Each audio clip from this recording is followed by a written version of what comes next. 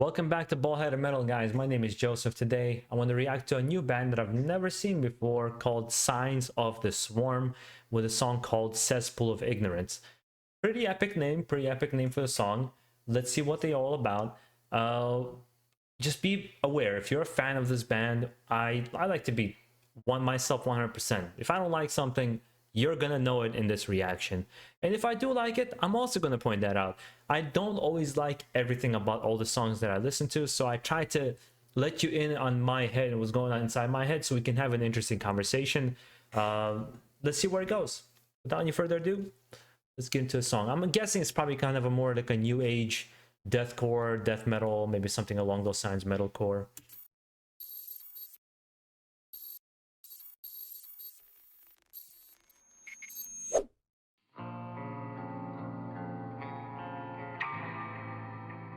Yeah, it has to be heavy. It's probably gonna be heavy. With that creepy beginning.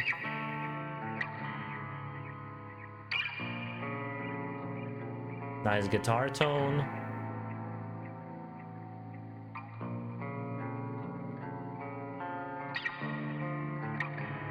I wonder if it's a reference to... Oh. Yeah, it's gonna kick in real heavy. I have a really good feeling here.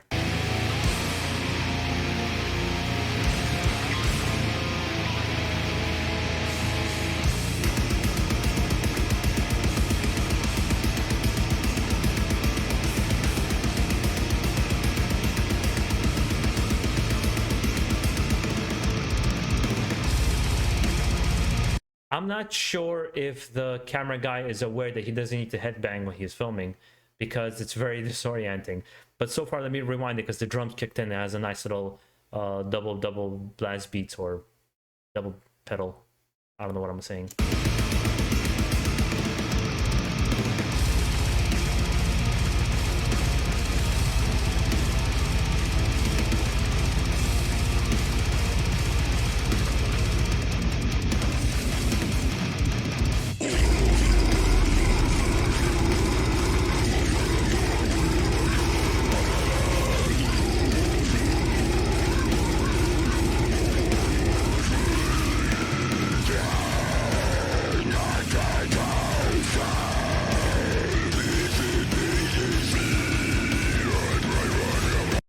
I don't think he needs to act it out, really. He does. His eyeballs don't need to go to the back of his skull.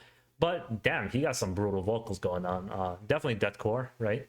Very, I think Slaughter to Prevail, what probably kind of the same similar sound. I'm not an expert on deathcore. That's kind of where I'm coming from. But musically, I'm enjoying it. Vocally, never been a big fan of the deathcore brutal vocals, but I can appreciate them. I'll put it like that. If actually the music video is a little bit distracting because, I mean, again, don't judge a book by its cover, but you can't help but have these prejudgments in your head where he's trying to be evil, but he has this kind of hot topic look going on, which something doesn't add up. It's like 1 + 1 = 0. You're like, huh? What? It's like it's just something doesn't add up.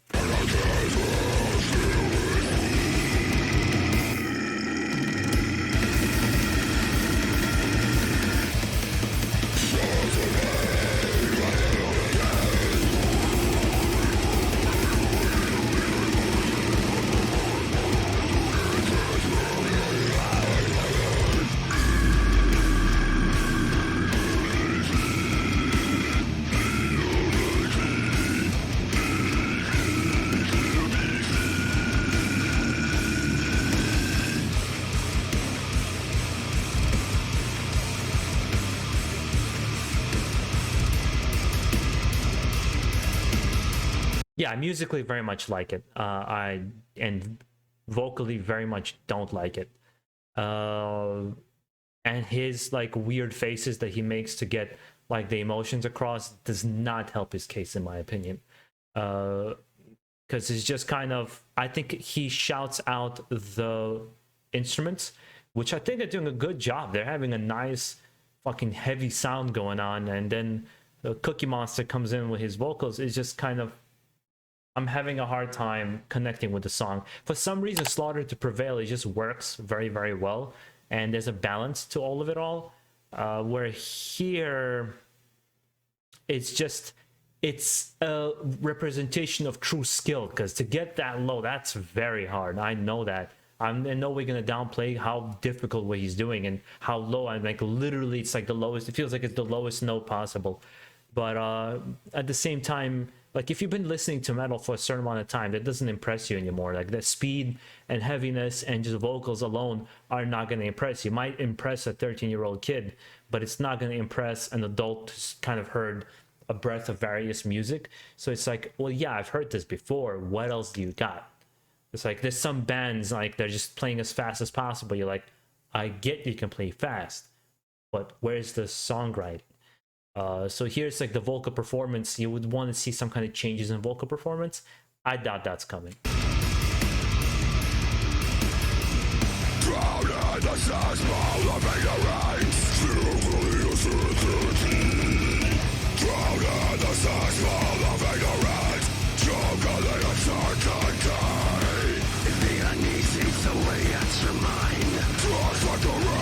That was cool. That was a cool thing that he did there, where he kind of brought it down. Sounds like the darkness from the comic book, the video. There was a video game that came out where the darkness Mike Patton did this voice. It sounded really cool there, what he was doing.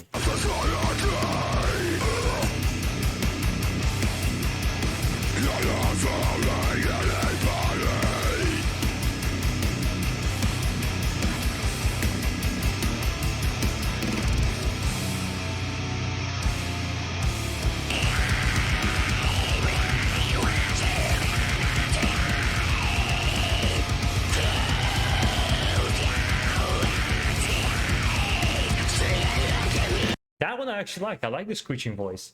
It would sound really good in a fucking black metal album.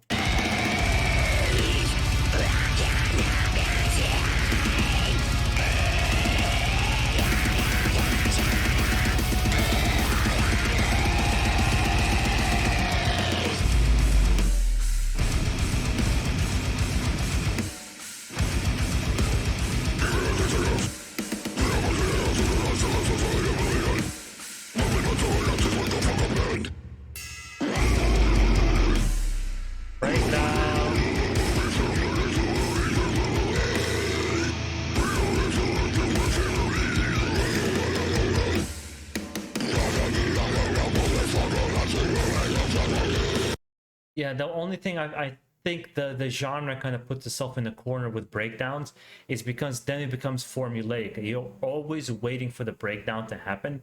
And even if it's good, it's like it becomes extremely formulaic, and that it's an expectation. And if it's not there, it automatically sucks.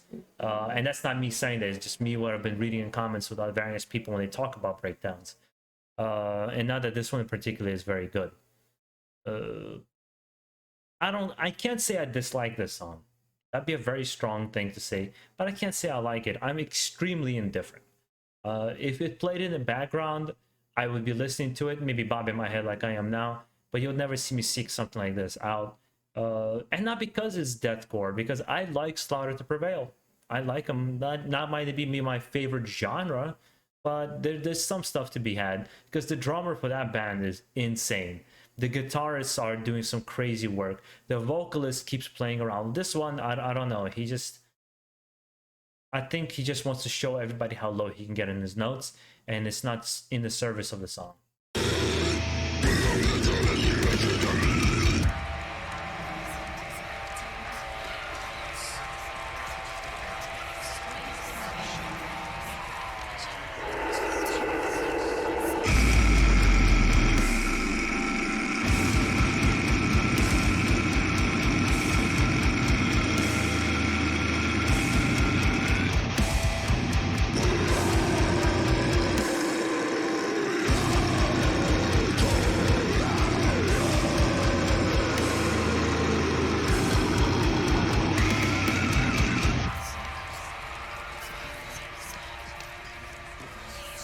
The song is over, yeah.